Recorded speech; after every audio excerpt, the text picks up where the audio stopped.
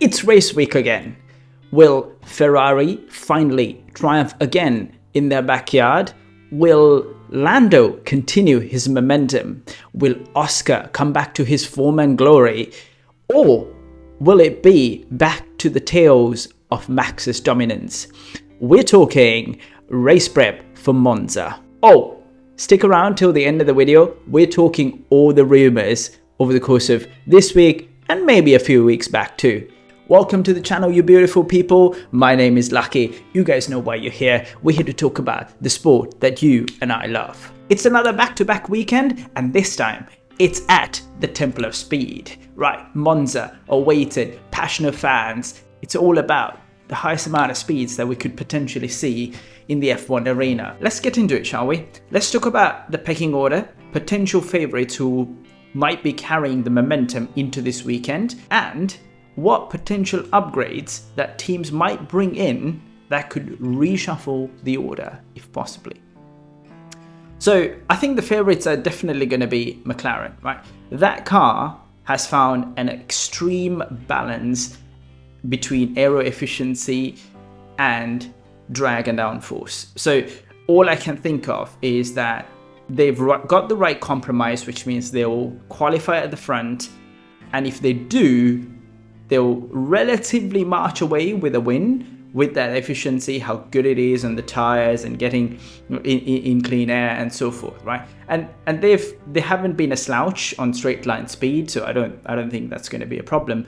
And Zach had already mentioned that they have some fun stuff that are going to come into the weekend. So that could be a thin rear wing, or maybe another half a tenth or half a hundredth of a second of an improvement, right? But if Zandvoort was a glimpse into how performant that car is, it's very hard to bet against McLaren, right?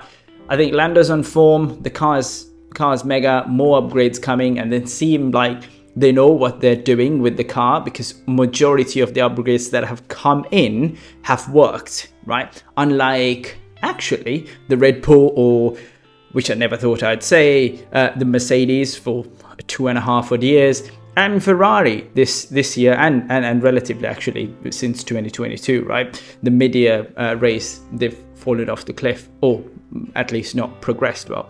So I think definitely McLaren are the favorites going in with the performance that they've delivered, along with the driver combo they have. That brings into kind of the second team potentially, right?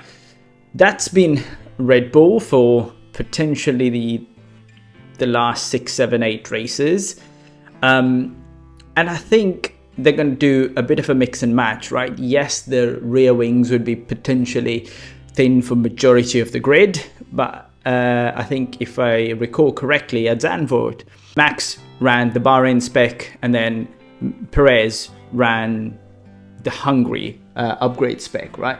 So I think they've lost a little bit of their way in terms of how impactful the upgrades are going to be, which means that they would be in a mode of experimentation, which doesn't really bode well, right? Which means that you don't know how to grasp and gain the best out of your package, which ultimately lends to more experimentation, less time with the appropriate setup, and therefore you can't fine tune. So I think it would be relatively a bit of an experimentation. But that said, the Red Bull's been really good over the course of the previous seasons at this track. So they might come in with inherent knowledge of setting it up. If they reverse back into that potential spec of Bahrain or Hungary, and they might have had the right data points to go and cruise through and realign that package. And I think they might also bring new tidbits. I don't know as of this point in time, but I think it's going to be difficult for Red Bull to cement that car as a extremely drivable car that Max would have liked to drive, equivalent to the 2023 season. Next, on to Ferrari. Ferrari is definitely confirmed, actually Vasseurs confirmed, they're going to bring a upgrade package, right? Leclerc's hinted at this he's mentioned this on the press conferences at Zandvoort. They know that they have had some issues over the course of the recent upgrades they've brought. They need a big package to turn things around. They were relatively competitive at Zandvoort, but I think they need a lot more to turn it around and become front-end race win contenders. Ferrari doesn't have a history that is good to show that upgrades that they bring mid-season are going to be impactful and they're going to turn around the corner. But that said, let's give them the benefit of the doubt, right? So if that package is going to take them towards the right step, I think they'll potentially become a contender for the second fastest car, or potentially even for the fastest car, right? That's best case scenario. And Ferrari, I think they tend to harness the energy of their home race, and they've relatively gone well. If I recall, last year they were on the podium. They were the second fastest car, and they had a good compromise in terms of setup as well, right? So years of experience, which will allow them to set up the car as appropriately as possible as well. And then we go to Mercedes. So James Allison has mentioned that they're always going to bring something along majority of the races. So I expect definitely a rear wing and potentially some other tweaks. But I think it'd be interesting to understand whether they've understood what happened in Zandvoort, because they've completely fallen off their upward trajectory leading up to the mid-season break, right? So there was some tongue-in-cheek commentary as well, because Lewis actually progressed forwards, whereas Russell moved backwards. But we'll chat about that at the latter half of the video. But I think there'll be some upgrades, but I think there'll be somewhat of a better understanding of the car, and then potentially they'll be able to set up the car a bit better. But I think ultimately what I'm getting at is Mercedes, despite thinking that they were on an upward trajectory, I'm going to say they're a bit of an unknown, whether they're going to settle for this fourth fastest car or whether they'd be in the mix. After Zandvoort, I'm lost. And one of the team I actually would like to see how the upgrades function is Williams. There was a little bit of a sneak peek in Zandvoort, and then I think because of the disqualification, that kind of got lost, right? So, which means they've done changes to the floor to ensure that they are within the technical limits, and that's why they were allowed to race. But I'm actually excited to see what their car can do with that upgrade package in Monza. So one to look at. Those are at least the teams that we've heard that they're going to be upgrades, and there might be potential changes in that pecking order, right? But I fail to see that it's going to change massively from McLaren, Red Bull, Ferrari, Mercedes for the front end. For the ultimate midfield battle, I feel like Williams might take a step forward, but we shall see. So that's it for the upgrade race, right? And then let's look at weather. Actually, looking at the weather, I mean, it's usually what we get with Monza, right? Hot track and sunny. So I think it's 35 degrees, 34 degrees, 33 degrees from Friday to Sunday. So I get the feeling that weather's not going to be playing a massive role in terms of getting teams to explore different strategies. I think it'll be relatively a straightforward weekend in terms of temperature, setup, and then run. But the only curveball would be a safety car or something or the other, right? So I don't think weather is going to play a massive role. It would be interesting also to see whether this myth of the Mercedes is good in colder conditions is going to be spelled out and made true, really, right? Because we only saw glimpses of that in Spa, that they are good across all weathers, but then Zandvoort was a question again. So we shall see. And that's weather. Okay, let's get into the predictions, right? The fastest car. I think it's going to be McLaren, downright. They're going to add on new upgrades and they're going to work as well, right? So there's not going to be any question about that. In terms of quali, the top three, I'm going to go with Lando, I'm going to go Oscar, and I'm going to go Leclerc, right? Leclerc tends to pull out amazing laps, and I think with the home crowd, Ferrari, I think he's going to do well. So those are the top 3 for me.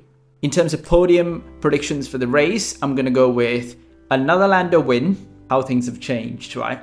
I'm going to go Leclerc second, and I'm going to go Oscar third, right? Yes, I know, intentionally, Max is not on the podium. Just partly me wishing that this would be the case so that we actually have a championship fight. I mean, I wish no ill on Max, but I just genuinely want Leclerc to be on the podium and also Lando to win, and then people in between Max and Lando, so that the points gap shrink, so that we actually get excited of the championship rather than just talking about it, mathematical possibilities, right? So that's my prediction for the podium. And moving forward for the race prep show, I'm going to add potentially the juicy rumors that are out there, right? We're going to talk about the Mercedes seat and the potential that Lewis actually hands over the reins to Antonelli, because it seems like it's imminent that Toto is going to announce it, and where else and where better to do it in Italy. Antonelli, Italian, Ferrari, Lewis. I think it just almost speaks and sounds like a beautiful story to happen. I'd actually like to see it happen. And they've just announced that Antonelli is going to be in the car with Hamilton in the other car, and I think it was supposed to be the other way around. But anyway, I think it'd be cool to see both of them in the same car and kind of do a virtual handover of reins, so to speak, right? But the interesting point there for me is what I kind of alluded to early in the video, right? I think the post race conference / interview, Lewis made the comment, and actually I think the data supports it, right? So Lewis actually moved forwards and actually made massive headway, maintained the tyre life and the race pace, which was relatively commendable. And then he mentioned that if he did qualify where George qualified, he would potentially at least maintain the space or maintain the place, or move forward and be a podium contender. I'm paraphrasing, of course, but like that was the sentiment of what he shared. It shines a light on, is George still a championship contender, right? Yes, Mr. Saturday and his quali pace is amazing in a snappy car, but can he really bring Mercedes to the front if another big if, right, after Zandvoort, if the Mercedes in 2025 is a title contender? I don't know. With George, there are moments of like absolute brilliance, especially qualifying, right? And then like the strategy call in Spa. But I'm yet to be sold, both in terms of personality and charisma and his actual talent and skill, to be whether he would be considered truly championship material.